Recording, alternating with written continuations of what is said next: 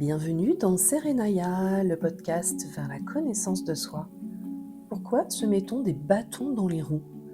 Certains de nos comportements et pensées nous empêchent de vivre une existence pleinement épanouie. Et ce mécanisme, souvent inconscient d'auto-manipulation, semble parfois inéluctable. Paradoxalement, l'auto-sabotage est un engrenage qui nous apporte parfois une forme de protection et provient de peurs profondes, de croyances qui nous limitent ou de schémas bien ancrés qu'on répète depuis qu'on est enfant. Mais alors, peut-on sortir de cet enfermement? À quoi est due cette résistance au changement? Y a-t-il des moyens à notre portée pour mieux surmonter ces blocages? Nous allons évoquer tout cela ensemble dans ce tout nouvel épisode. Je suis Carole Buatier, passionnée par la connaissance de soi, le monde de l'énergie, la neuroatypie, les apprentissages de la vie, les messages de l'âme et la symbolique sous toutes ses formes. Ce sont de véritables guides au quotidien. Mon besoin de transmission et de contribution par la voix est devenu de plus en plus fort. C'est pour cela que Serenaya est née. On se retrouve chaque mois pour évoquer ces sujets universels ou plus intimes et cheminer ensemble. Merci de soutenir le podcast en laissant un joli commentaire, en vous abonnant et en le partageant autour de vous. Belle écoute! Bonjour, merci à toutes et tous d'être là dans cet espace. Je suis vraiment ravie de passer ce moment avec vous. Alors dernièrement, j'ai un peu listé les sujets, les thèmes qui me tenaient à cœur et que j'avais envie d'aborder ici. Et mon fils était pas très loin de moi et je lui dis: «Allez, c'est toi qui vas choisir le prochain thème». Donc il a choisi l'auto-sabotage. Sur le coup, je me suis dit: «Ouais, franchement, super choix, je vais m'éclater, ça va être l'opportunité d'explorer plus en détail ce sujet». Et puis en posant un peu mes idées et cetera, finalement ça m'a vite barbée et j'ai laissé tomber. Et quelque temps après, je me suis dit: «Mais est-ce que ce serait pas une façon d'auto-saboter un apprentissage que tu pourrais faire, sur toi-même, autant que pour tes auditeurs, auditrices?»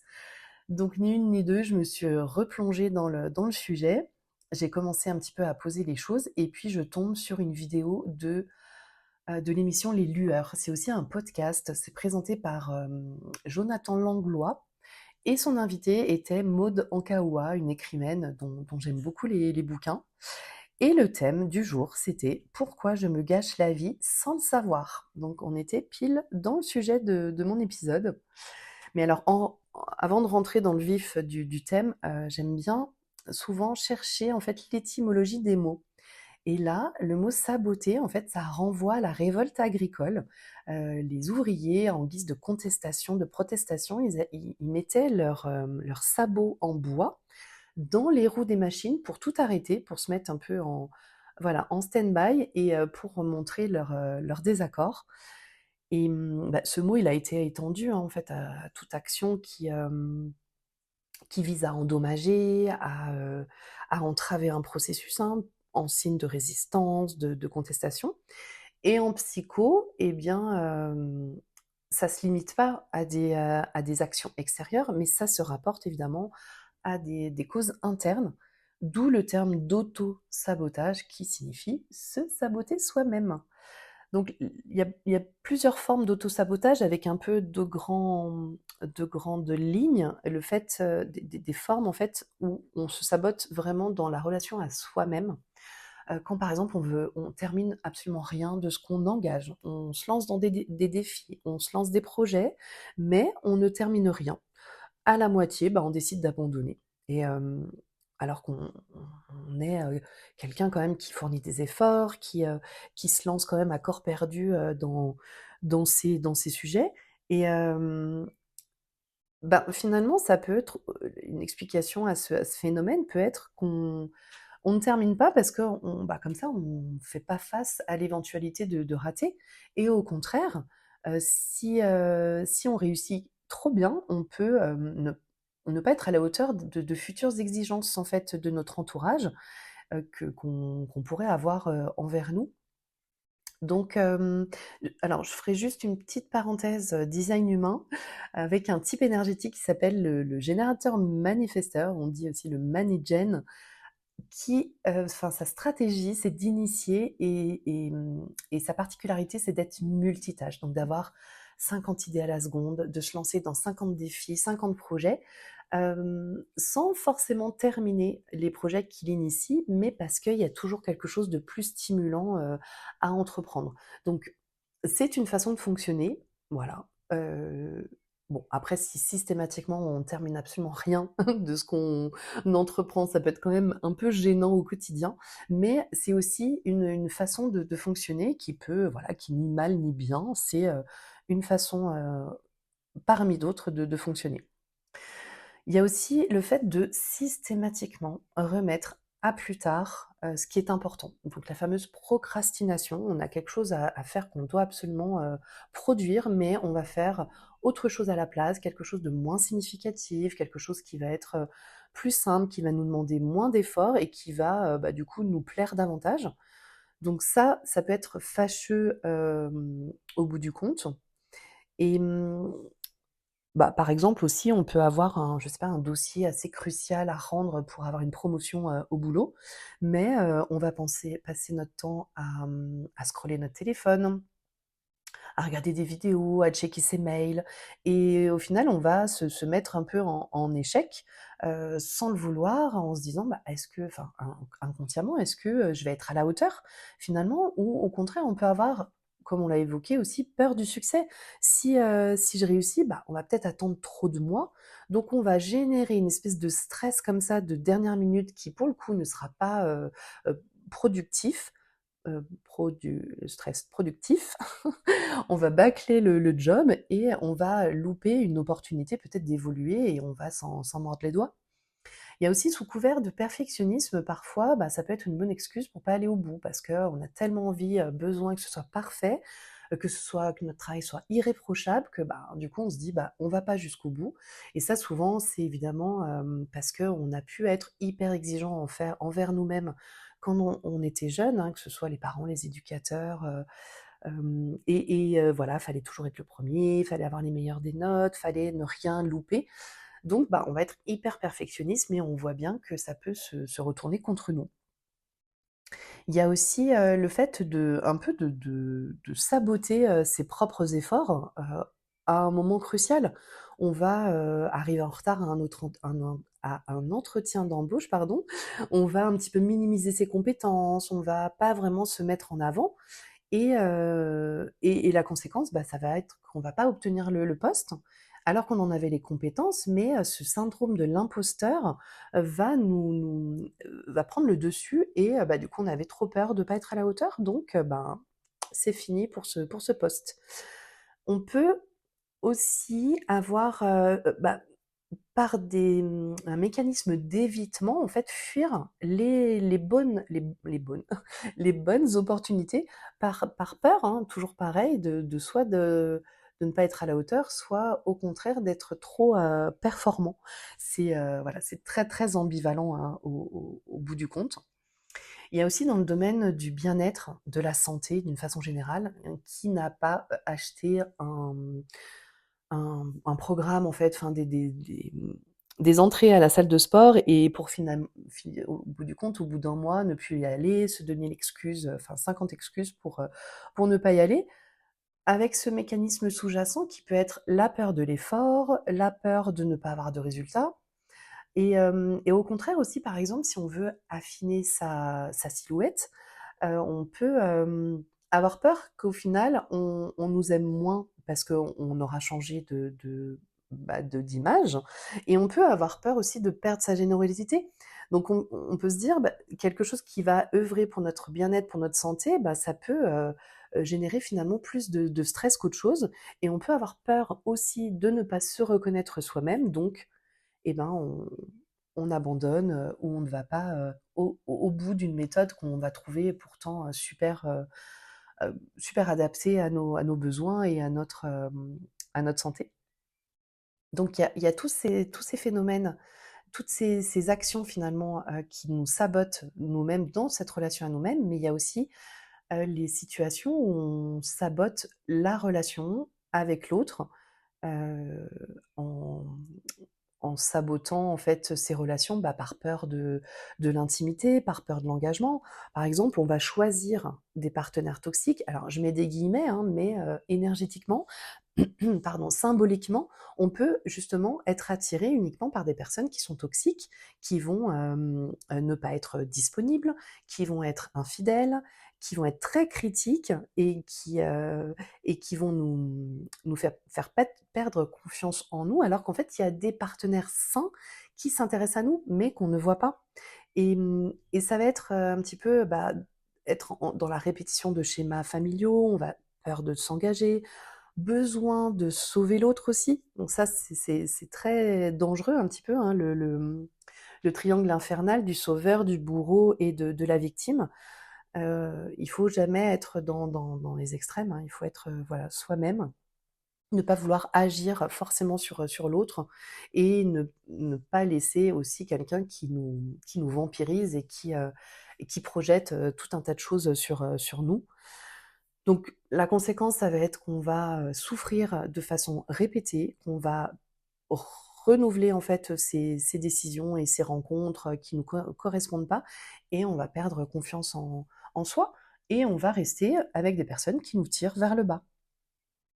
Dans les relations amoureuses, c'est un peu enfin pareil, si on veut, on peut aussi, saboter un rendez-vous galant, en arrivant en retard, en négligeant peut-être son apparence parce que, on peut penser ne pas être assez bien pour l'autre. On peut aussi fuir une situation quand tout va bien. On va rencontrer quelqu'un de bien, qui est vraiment, fait pour nous, une relation harmonieuse où les conflits sont gérés, émotionnellement, tout va bien. Mais on va rompre sans raison valable, par peur d'être abandonné, peur de l'intimité ou quelque chose d'encore un peu plus, puissant, on va dire profond, c'est d'avoir peur de mériter l'amour, en fait. Parce que, bah, soi-même aussi, on ne s'aime pas suffisamment. Donc bah, on va rester seul ou dans des relations qui seront parfaitement instables. Et parfois aussi, un autre exemple, ça peut être aussi de tout vouloir, d'être dans le trop, d'être dans trop d'initiatives, dans vouloir absolument que tout se passe pour le mieux, et cetera. Et au final, on va faire fuir l'autre parce qu'on va se sentir, la personne va nous étouffer, littéralement et ça, bah, c'est une façon aussi de d'auto-saboter la relation. Et on a tellement besoin de reconnaissance et on attend des autres qu'on nous reconnaisse, donc on va, bah, initier des processus finalement, pour être reconnu, mais bah, on est reconnu, mais au final on se rejette, nous-mêmes, hein. Souvent dans les blessures, il faut souvent se les appliquer, à soi-même. Par rapport à cette fameuse émission avec Maud Anka-Oua, elle nous fait nous interroger sur la place de l'ego dans tout ça. Donc l'ego, c'est vraiment comme un petit personnage en fait, hein, qu'on fait qu'écouter, une voix qui va pourtant nous décourager et nous empêcher de nous lancer, mais pour nous protéger. Mais genre, mais ne te lance pas dans l'entrepreneuriat, tu te rends compte, tu vas perdre ton statut de salarié et ta stabilité enfin, ta stabilité financière. Donc vraiment, c'est une mauvaise idée de se lancer. Ou alors, ne t'engage pas dans cette nouvelle relation parce que tu vois bien, tu as toujours été déçu et tu vas être abandonné et ça va forcément mal se terminer.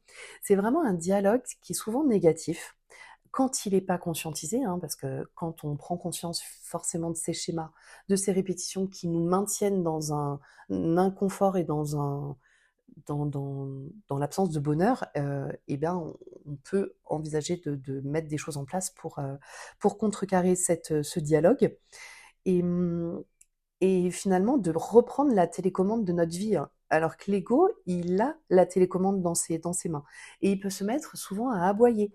Elle compare, l'ego à un petit caniche qui va aboyer, trop et trop fort et qu'il faut remmener, enfin renvoyer à la niche quand il est trop envahissant et voilà, ça peut être, rigolo de voir justement, bah, soit on prend finalement la porte de l'ego, soit, la porte de l'amour. Alors pas l'amour au sens amoureux, hein, mais vraiment dans l'amour du lien à soi, du lien à l'autre, hein. C'est vraiment un terme, avec un grand A et souvent l'ego peut, vouloir avoir raison sur tout. Donc forcément, à partir du moment où on le pense, c'est qu'on a raison. On peut aussi, il peut nous mettre un peu au-dessus des autres ou en dessous. Donc c'est vraiment il y a des fois pas de demi-mesure et il peut revêtir, mais tellement de facettes.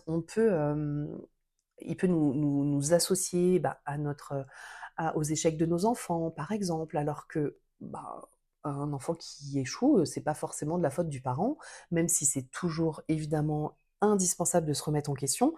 Les enfants ont besoin aussi de faire des erreurs voilà, pour avancer, pour apprendre de leurs propres expériences.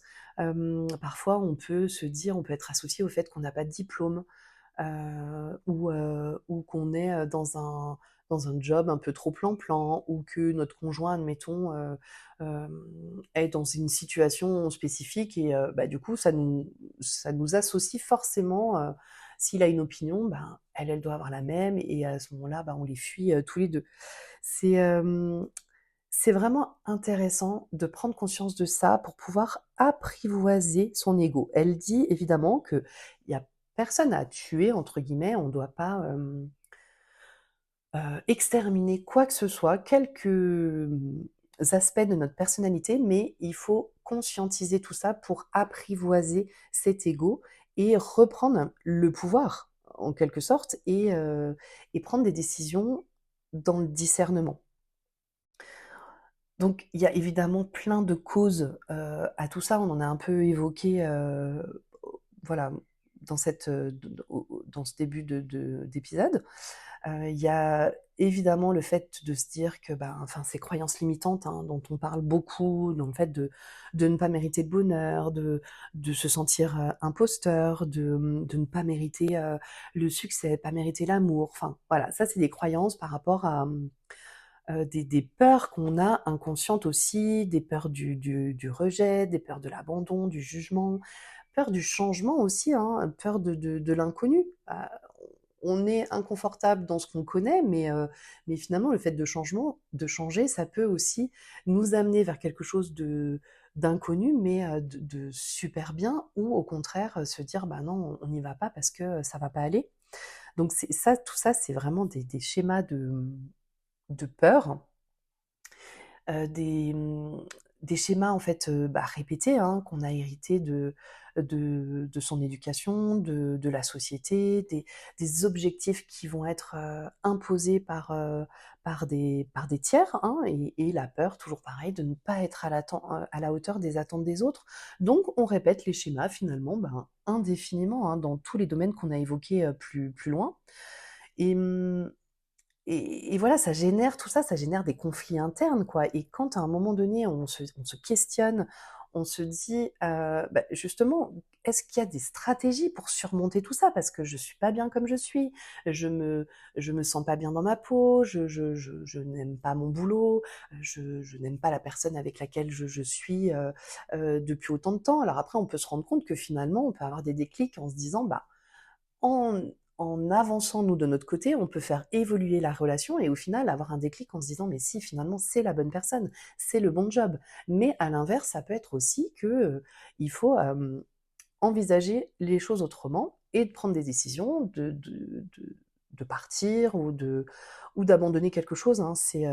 Voilà, c'est vraiment, faut jauger en fonction de ce qu'on ressent aussi, profondément. Donc reconnaître ces schémas, heu bah, c'est quand même une étape qui est quand même assez importante, hein, de travailler sur ses croyances, d'avoir un autre discours au lieu de dire: «Bah, j'y arriverai pas», se dire: «Bah, je peux apprendre, je peux m'améliorer», développer ses compétences et puis, prendre du plaisir à tout ça, en fait. Prendre du plaisir à évoluer, prendre du plaisir à voir les choses aussi sous un autre angle, un autre regard et se dire: mais c'est tellement plus joyeux, en fait, finalement, de voir les choses, comme ça. Donc ça nous fait agrandir notre zone de confort, sortir de notre zone d'excuse, en se fixant des petits objectifs. En fait, on n'est pas obligé d'avoir toujours des énormes choses, à mettre en place, hein. Ça peut commencer par des petites choses et puis en célébrant et ben, un petit, mini objectif, d'atteint et ben, c'est une façon de se récompenser, de se, congratuler et au contraire, on n'est plus dans l'auto-sabotage, on est dans l'auto-congratulation et ça change tout.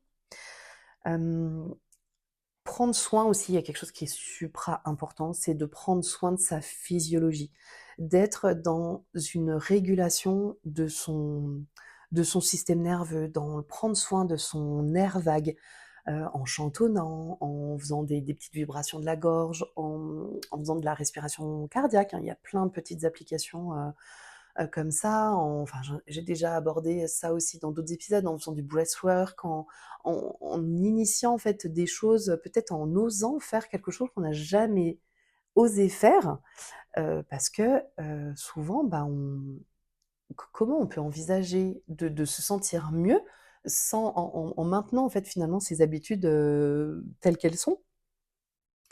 Je pense qu'une autre clé aussi, c'est l'alimentation.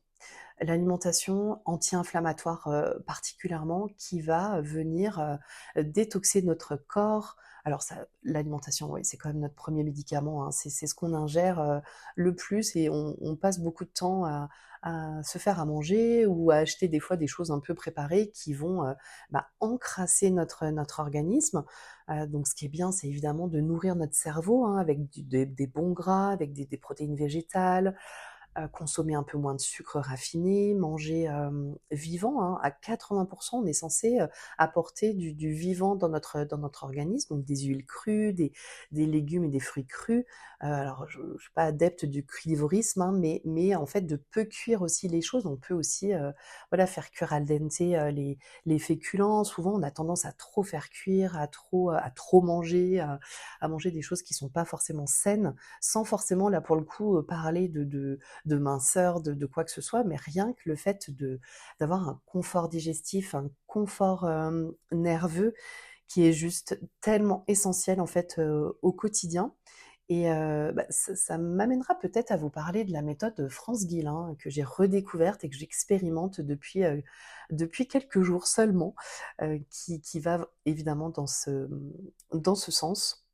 Et puis, bah, on l'a vu, hein, d'apprivoiser, son ego, c'est une bonne stratégie, donc par l'intermédiaire de toutes les, ce qu'on a vu, précédemment, parce que, comment, écouter finalement, les bonnes intuitions, les bonnes informations si on a notre système, nerveux dérégulé, si on est sans arrêt en train de se dire qu'on n'est pas à la hauteur, qu'on n'y arrivera jamais, qu'on se dit: «Bah, non, en fait, tout va bien dans le meilleur des mondes, au final, je suis très bien comme je suis».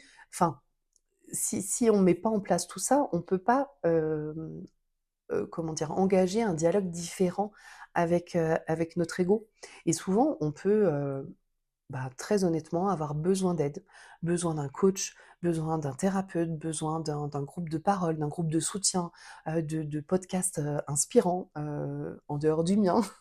Parce qu'il y a tellement de ressources, mais juste essentielles. Et des fois, Maud Ankaoua le dit, hein, quand, des gens disent: Je vous adore», voilà, «Je vous adore».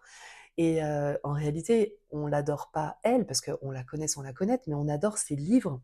Et de la même façon, mince, je sais plus ce que je voulais dire.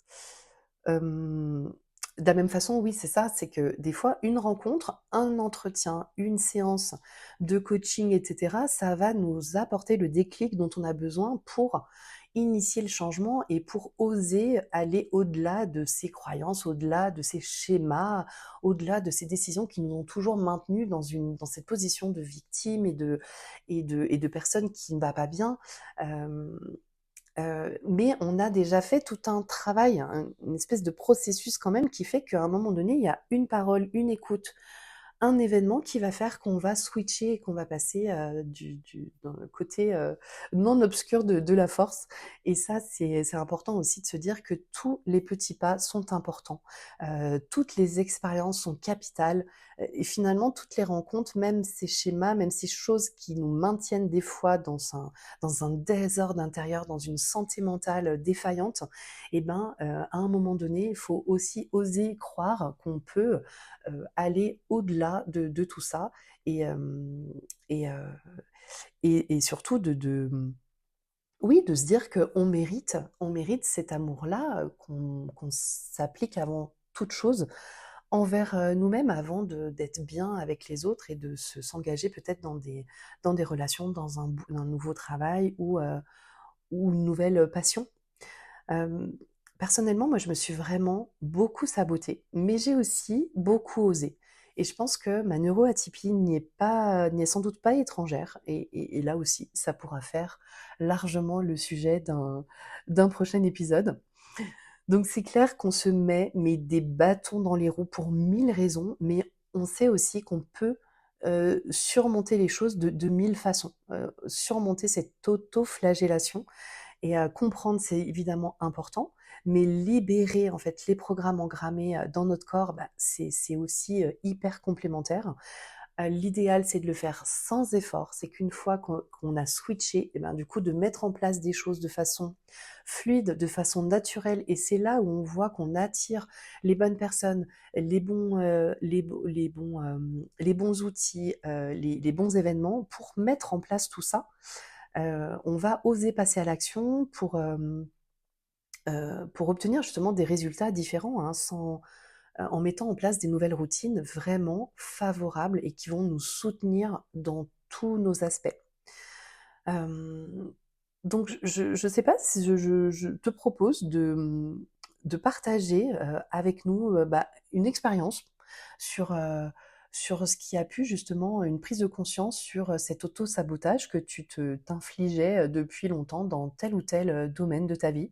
Ça pourrait être vraiment, hyper intéressant et je te propose, bah, de te lancer un petit défi si tu veux encore aller plus loin. Je sais pas, cette semaine, on va identifier, un comportement justement d'auto-sabotage et de noter du coup, bah, les plus et les moins, parce que souvent, malheureusement, ça peut, nous fournir aussi des choses, positives, hein, quelque part, nous protéger, hein, comme notre ego qui nous raconte des histoires pour nous protéger, mais aussi de voir tout ce que ça pourrait t'apporter, de merveilleux, au quotidien et dans ta vie d'une façon, générale. C'est la fin de cet épisode. Merci pour votre présence. Je serai honorée de savoir ce que ce sujet a éveillé en vous, que cela ait résonné ou pas. Vous pouvez aussi faire découvrir ce podcast à votre entourage et vous abonner si ce n'est pas déjà fait. D'ici là, prenez soin de vous et on se retrouve très vite dans cet espace pour de nouveaux instants partagés.